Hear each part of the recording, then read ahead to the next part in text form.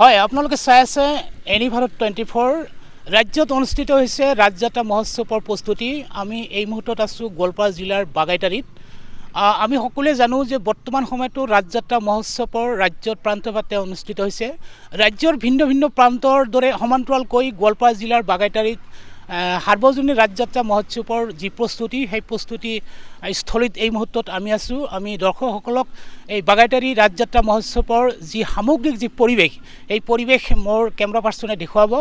আমি দেখুৱাবলৈ যত্ন কৰিছে। ইয়াত চাই লওক ইয়াত কেনেধৰণৰ প্ৰস্তুতি চলি আছে বৰ্তমানলৈকে। আমি হয়তো ইয়াত আয়োজক সমিতি আছে, আয়োজক সমিতিৰ লগত আমি কিছু কথা পাতিবলৈ যত্ন কৰিম। তাৰ আগতে ইয়াৰ সামগ্ৰিক যি পৰিৱেশ, ইয়াৰ বিভিন্ন ধৰণৰ যি পৰিৱেশৰ কাম কাজ চলি আছে, প্ৰস্তুতি চলি আছে, সেই সম্পৰ্কে বা ইয়াৰ যি সামগ্ৰিক পৰিৱেশখিনি কেমেৰা পাৰ্চনে দেখুৱাই আছে।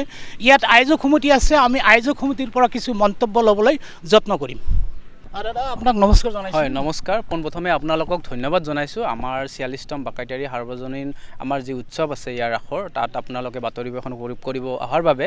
আৰু দ্বিতীয় কথাটো হৈছে আমাৰ এইবাৰ গোৱালপাৰা জিলাৰ বাগাইটাৰী গাঁও এখন সংস্কৃতিবান গাঁও, আৰু এই গাঁৱত আমি 4দিনীয়া কাৰ্যসূচীৰে উলহ মালহেৰে আমাৰ সম্পূৰ্ণ গাঁওবাসীয়ে মিলি আমি কাৰ্যসূচী লৈছোঁ, বিভিন্ন কাৰ্যসূচী লৈছোঁ। আৰু পোনপ্ৰথমবাৰৰ বাবে এইখন মঞ্চত ৰাসত আমি মূৰ্তি ৰাস প্ৰতি বছৰে কৰোঁ, কিন্তু এইবাৰ জীৱন্ত ৰাসৰো আমি সমাহাৰ কৰিব বিচাৰিছোঁ। যাৰ বাবে এইবাৰ আমাৰ উজনি অসমৰ পৰা আমাৰ ভাওনা দলে আহি পেলাই ইয়াত ভাওনা পৰিৱেশন কৰিব। আৰু লগতে আমাৰ জিন্তি ডেকাৰ দৰে আমাৰ অসমৰ এগৰাকী জনপ্ৰিয় পাঠিকা, নাগাৰ নামৰ পাঠিকা, তেখেতে নাম পৰিৱেশন কৰিব। তাৰ লগতে আমাৰ এজন সৰু ল'ৰা আছে মৰিগাঁৱৰ প্ৰিয়দৰ্শন ডেকা বুলি, তেওঁ আহি প্ৰথম দিনাখনে অধিবাসৰ দিনাখন ভগৱত পাঠ কৰিব। আৰু এনেকৈ শেষৰ দিনাখন আমাৰ স্থানীয় যুৱক যুৱতীসকলে অভিনয় কৰে আৰু তেওঁলোকৰ এখন নাটক দেখা পাব। মুঠতে গোটেই আমাৰ যি প্ৰস্তুতি সৰ্বাত্মকভাৱে সাংঘাতিকভাৱে গোটেই ৰাইজৰ সহযোগত আমি কৰি আছোঁ। আৰু আমি ইতিমধ্যে দেখা পাইছোঁ আমাৰ গোৱালপাৰা জিলাৰ বিভিন্ন ঠাইৰ পৰা ফোন আহিছে, আমাক যোগাযোগ কৰিছে। আমাৰ প্ৰতিটো অনুষ্ঠানত তেওঁলোকে আহি সহযোগ কৰিব, চাব। গতিকে আমি অতি উৎফুল্লিত আৰু আশাবাদী এই ৰাসখনি আমি সফলভাৱে উদযাপন কৰিব পাৰিম। Thank you. আৰু সম্পাদকে ক'লে, আমাৰ সম্পাদক আছিলে আৰু মই সভাপতি আছিলোঁ। গতিকে আমাৰ এইবাৰ আমাৰ ৰাস পূজাখন আমাৰ 46তম হ'ব। 46তম আৰু আমাৰ সোণালী জয়ন্তী প্ৰায় অচচাপি আহিছে। সোণালী জয়ন্তী হ'ব এইখন তিনি বছৰ পিছত।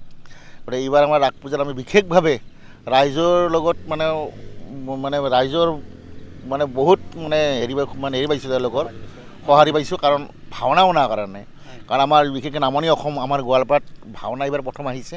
ভাওনা আমাৰ ইয়াতে অহাই নাছিল। ভাওনানো কি বস্তু বেছিভাগ নাজানে, কিছুমানে জানে কিছুমানে নাজানে। গতিকে এবাৰ ভাওনা আনিছোঁ। এইখিনিয়ে আৰু ইয়াৰ আমাৰ স্থানীয় ল'ৰাবিলাকে আমাৰ খুব সুন্দৰভাৱে নাটক কৰে, থিয়েটাৰৰ নিচিনা। দুখন মঞ্চ ল'ব। কাৰণ দৰ্শকসকলক কি আহ্বান জনাব? মই আহ্বান জনাম তেওঁলোকে আহক আমাৰ বাগাইটাৰী সাৰ্বজনীন ৰাস পূজা চাবলৈ। গোৱালপাৰা জিলাৰ, এতিয়া মই অসমৰ পৰা ক'লে মিছা কোৱা হ'ব, আমাৰ গোৱালপাৰা জিলাৰ চুকে কোণে যিবিলাক গাঁও আছে, এই গাঁৱৰ পৰা আহক, আমাৰ ইয়াতে ভাওনা চাওক আৰু আমাক উৎসাহিত কৰক। আমাৰ 46তম ৰাস মহোৎসৱৰ আপোনালোকে যি বাৰ্তা প্ৰেৰণ কৰা আহিছে, তাৰ বাবে আপোনালোকে বহুত ধন্যবাদ জ্ঞাপন কৰিছোঁ। আজি আমাৰ এই যি বৰ্ণাঢ্য 4দিনীয়া কাৰ্যসূচী আমি পালন কৰিবলৈ লৈছোঁ, ইয়াত আমাৰ থিয় নাম প্ৰতিযোগিতা ইয়াত ৰৈ গৈছে। তেওঁলোকৰ এই থিয় নাম প্ৰতিযোগিতাত আমাৰ যিসকল নাম দলে অংশগ্ৰহণ কৰিব ভাবিছে, তেওঁলোকে যাতে সোনকালেহে আমাৰ বিভাগীয় যিবিলাক সম্পাদক আছে তেওঁলোকৰ যোগাযোগ কৰি আমাৰ যি কাৰ্যসূচী, সেই কাৰ্যসূচীবিলাক সম্পাদন কৰাত আমাক সাফল্যমণ্ডিত কৰে, তাৰ বাবে আহ্বান জনাইছোঁ। লগতে অসমবাসীৰ লগতে বাগাইটাৰীবাসী ৰাইজক আমি ৰাস মহোৎসৱৰ শুভেচ্ছা জ্ঞাপন কৰিছোঁ। আৰু প্ৰতিটো অনুষ্ঠান যাতে আমাৰ সুকলমে তেওঁলোকে পৰিচালিত কৰাত শৃংখলাবদ্ধভাৱে আমাক ৰূপায়ণ কৰাত সহায় সহযোগিতা আগবঢ়ায়, তাৰ বাবে আমি কামনা কৰিছোঁ। জুবিন গাৰ্গৰ গীতসমূহৰ ওপৰত আধাৰিত গানে কি আনে নামৰ এটা সুন্দৰ অনুষ্ঠান আপোনালোকৰ ওচৰলৈ আহি আছে অতি শীঘ্ৰে। অহা 15 আগষ্টৰ পৰা ধেমাজিৰ পৰা প্ৰথম অডিশ্যন আৰম্ভ হ'ব। আৰু সেই অডিশ্যনৰ যোগেদি বিভিন্ন কণ্ঠশিল্পীসকলে, যিসকলে এই অনুষ্ঠানত যোগদান কৰিব বিচাৰে, তেওঁলোকে এই অডিশ্যনৰ যোগেদি আগবাঢ়ি আহক। আৰু জুবিন গাৰ্গৰ বহুত ভাল লগা গান আমি সদায় শুনি আহোঁ। আৰু আপোনালোকৰ যদি ভাল লগা গান থাকে, জুবিন গাৰ্গৰ আপোনালোকে গাই ভাল পায়, তেন্তে অডিশ্যনত যোগদান কৰক। মোৰ ফালৰ পৰা আন্তৰিক শুভকামনা থাকিল এই সম্পূৰ্ণ অনুষ্ঠানটোলৈ। ধন্যবাদ।